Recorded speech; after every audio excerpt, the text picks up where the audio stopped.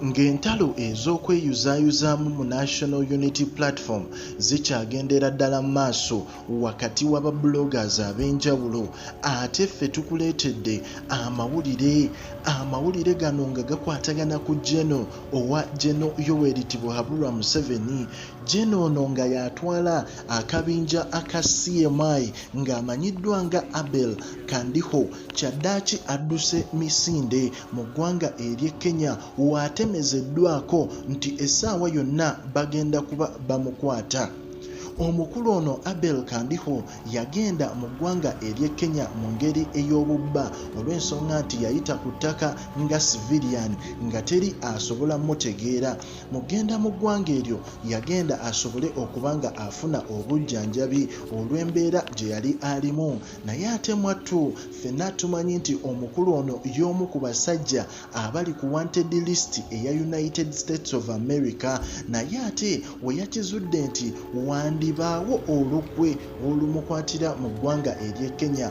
Mwattu omukulu ono bamuddusizza misinde, era omu ku baabadde ku booda ey'e Busia waliwo omutuuze eyabadde ku booda ey'e Busia, ng'omutuuze ono yavuddeyo n'agamba nti emmotoka zaleese konvoyi yabadde ya mmotoka 2 era nga zaabadde zirina omuntu gwe ziddusa emisinde, ng'oyinza okugamba ayina omusango gw'azzizza. Era mu kumuddusa olwamaze okubanga asalamu booda bw'ati n'ayingira eggwanga erya Uganda, kwe kufuna ku buweerero ne zirekerawo okuba nti zidduka emisinde, ekyaleetedde abatuuze okwebuuza ki ekyabadde kigenda mu maaso.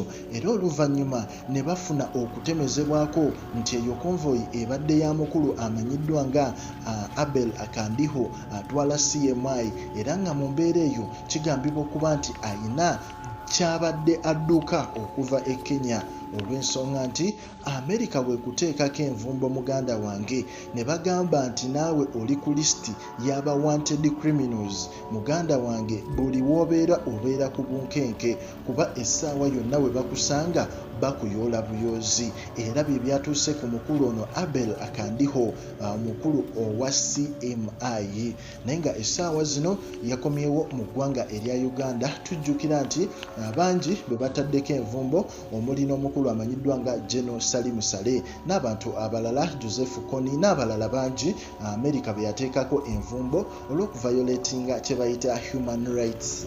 So ku Brig Gen Media ffe twewaayo okuba nga tukuwa updates bwe ziti, era nga tugamba likinga, commentinga, era mwattu osubscribinge oleme kubanga osubwa mawulire.